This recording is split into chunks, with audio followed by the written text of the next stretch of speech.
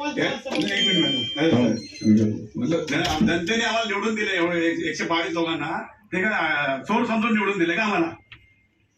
का दरोडेखोर आहेत? कसे का धरती घेतात ते? मला तर वाटलं आम्ही एअरपोर्ट मध्ये आहे का धरती घेतात.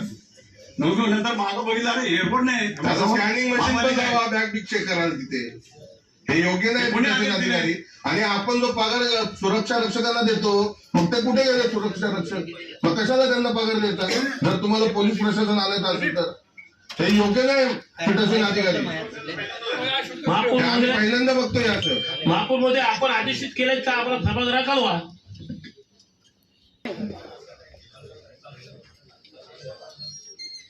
स्टँडिंग कमिटी होती आणि आज सदस्य आपली नोंदणीकृत करणार होतो, त्यामुळे असून आपण त्याची खबरदारी घेऊया की जे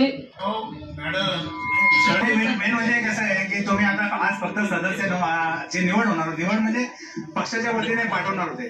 मग इथे काय भांडणार नाही, आमच्या आपसात समजे काय भांडणार नाही ना.